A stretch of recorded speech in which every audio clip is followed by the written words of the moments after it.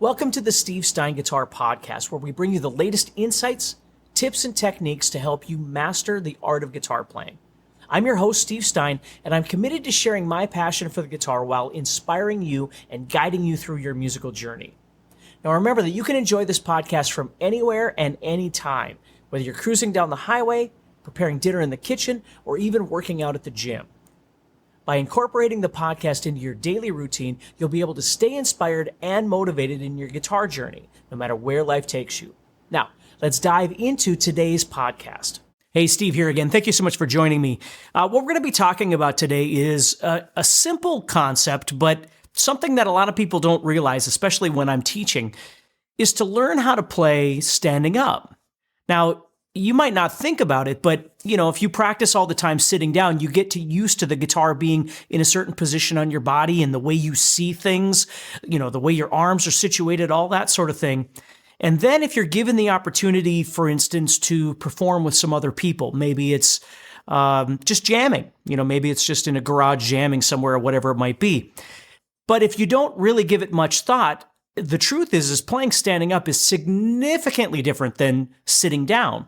And the reason why I started talking or thinking about this is I was having a conversation with someone who is coming to one of our Nashville events that we do at GuitarZoom, where we get a bunch of people together and we perform because there's a lot of people out there that don't really get the opportunity to play on a stage with other musicians, in front of other people. And, we try and facilitate that in a very non-stressful, encouraging environment. So it's fun. Like your first experience doesn't have to be, oh my God, it was terrible. But one of the things that you have to do in any capacity performing is be prepared. So you work on your material, whatever songs you're going to play, whatever parts you're playing, you try and learn all that kind of stuff. But one of the last things we really sort of omit is thinking about playing standing up. And you don't just want to rely on sitting down. Now there are people that physically need to sit down when they play, for whatever reason, and that's perfectly fine. But I'm talking about everybody else that does have the ability to stand up. It's just uncomfortable. So one thing that I would highly recommend is you start thinking about practicing. If you practice on a daily basis, spend some of that time practicing standing up. So you get used to where to position the guitar strap, for instance. You'll go through the battle of the lower it goes, the cooler it looks, but the harder it is to play. And the higher it goes, the easier it is to play, but you look a little bit like you've been playing with the Beatles, right? You got to find that balance. And for me, strangely enough, the older I get, the guitar tends to go a little higher than it did when I was younger. But it depends on what you're doing too. I mean, if you're just playing chords and things like that, you could have the guitar down a little bit further and it would still feel fairly comfortable. If you do a lot of soloing, and depending on what kind of soloing you do, you might need to have the guitar up a little bit. I do a lot of faster kind of playing and all that kind of stuff. And because my arms are not long and my hands are not big, because I'm a relatively small human being, I need to make sure that the guitar is up high enough to where it's comfortable and I can execute the things that I need to execute without sacrificing that just so I look cool. Now, that brings us to the next thing, which is the guitar strap itself. So there are many different kinds of straps out there. You can have straps that are leather. You could have straps that are padded. There's all kinds of different things like that. And what you want to do is find something that's comfortable with the guitar that you're playing. For instance, if I used a really wide leather strap with my guitar, what I used to find a lot with any kind of guitar strap that was kind of stiff is that over the course of playing in a night, you might play from 9 to 1. That's what we used to do, or 9:30 to 2, or whatever it might be. Over the course of time, over the night, it would rub against my neck, and I'd wind up with these big, marks on my neck from the guitar strap moving so much. And so I like to have the guitar strap over a little bit, which means I like the guitar strap to be a little bit smaller in size. I like my guitar strap to be fairly padded. I don't like, leather guitar straps, although somebody might. And then you take into account the weight of the guitar that you're playing. Okay, so if you're playing, for instance, a Les Paul that's really, really, really heavy, you want that guitar strap to feel comfortable with that particular guitar.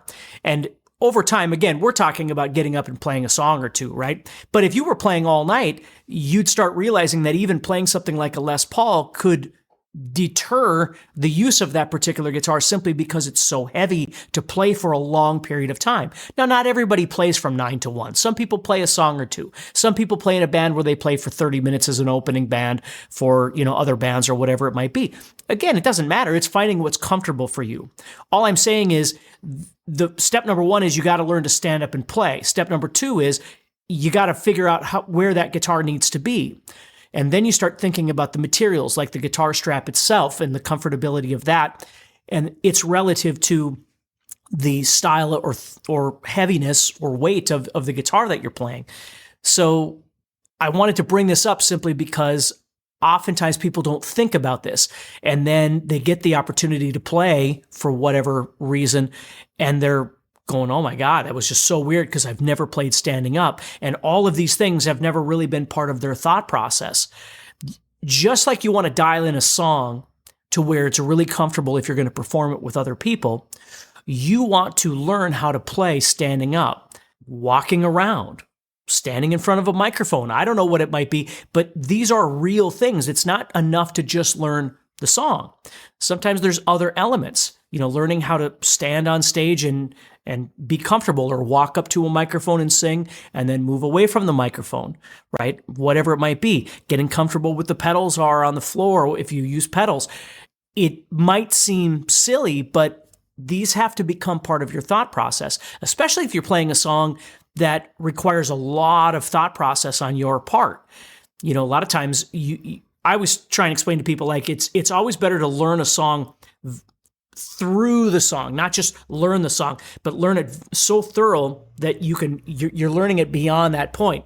So that way, if you need to look around, or you need to walk around, or you need to find a pedal, or you need to push this, or you drop a pick and you need to find a pick, it's not all throwing you off because you learn the song just enough to get through the song. If you push through and you learn the song beyond, then you've got this cushion here for anything else that might be happening.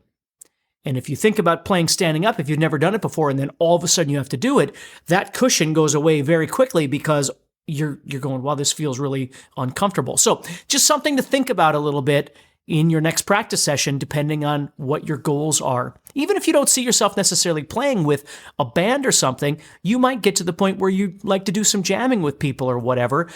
And again, I'm not saying that you always have to play standing up, but there are instances where that's going to happen. And if you've never done it before, you don't want to be the person that declines simply because you don't know how to play standing up.